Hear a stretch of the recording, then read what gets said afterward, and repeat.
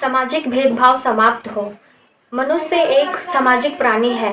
उसे सिर्फ उन्नति और विकास ही नहीं चाहिए, बल्कि सुरक्षा और अपना अस्तित्व बनाए रखने के लिए हमेशा उसे दूसरों की आवश्यकता पड़ती है।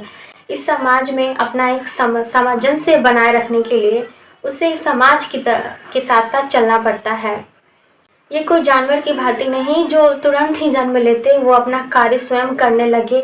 मनुष्य का जीवन थोड़ा कठिन हो जाता है जब वो जन्म लेता है, तब उसके एक काम जो होते हैं वो हमेशा दूसरों पर आश्रित होते हैं, दूसरे लोगों पर आश्रित होते हैं। चारों तरफ से उनको हमेशा आपस में लोगों की आवश्यकता होती है। हमेशा एक दूसरे के साथ सामंजस्य बनाकर चलना पड़ता है। मनुष्य का जीवन जो है थोड़ा सा अलग हो जाता है इस तात्पर्य से।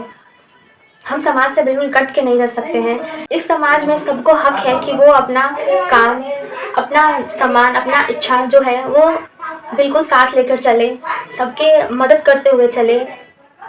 श्री कृष्ण युधिष्ठिर से कहते हैं कि जहाँ नारी की पूजा नहीं होती वहाँ देवता का वास नहीं होता। इसका अर्थात मतलब ये नहीं कि अक्षत और फूल से और रोली से पूजा की जाए।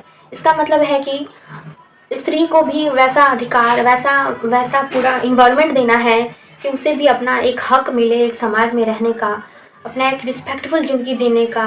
उसका इच्छा, उसकी सारी कामनाएं, उसके कामनाएं का अपहरण करना किसी पाप से कम नहीं। ये कोई पशु के समान हो जाएगा।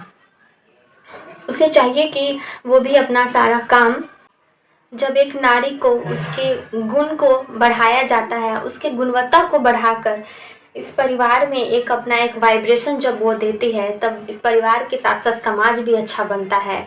नारी का शिक्षित होना, उसके गुणों का प्रदर्शन करना, उसके गुणों को महत्व देना, ये एक अच्छा कार्य हो सकता है हमारे परिवार के साथ। और पूरा वैसा वाइब्रेशन बन जाता है। जब एक परिवार अच्छा बनता है तब समाज भी अच्छा बन जाता है। जब एक स्त्री शिक्षित होती है, अपने गुणों को बढ़ाती है, तब परिवार में ऐसे दैवत्य गुण बढ़ जाते हैं जहाँ देवता देवी का वास होने लगता है। नारद जी कुबेर जी के पुत्रों को समझाते हुए कहते हैं कि मनुष्य अगर अपने सुख के लिए दूसरों को कष्ट पहुंचा रहा है तो वो पशु के समान है। ये किसी मनुष्य का काम नहीं।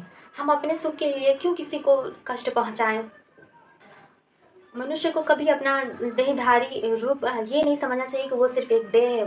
सबके अंदर एक चैतन्य आत्मा है। सबको एक समान भाव से देखना चाहिए। पुरुष और स्त्री को कभी हीन नहीं समझना चाहिए एक दूसरे को लेकर।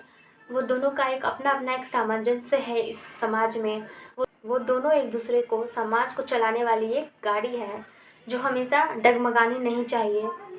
अगर एक स्त्री कहीं शिक्षा से और अपने हक से वो वंचित रह जाती है तो इसका परिणाम सामने हमें दिखता है। किसी के भी अधिकारों का अपहरण नहीं करना चाहिए। सबका एक अपना एक अधिकार है इस समाज में रहने के लिए। इसलिए इस सामाजिक भेदभाव को खत्म करके हमेशा एक पैरेलल और सबको समान दृष्टि से देखकर इस समाज को अच्छा चलाने का हमेशा प्रयत्न करते रहना चाहिए।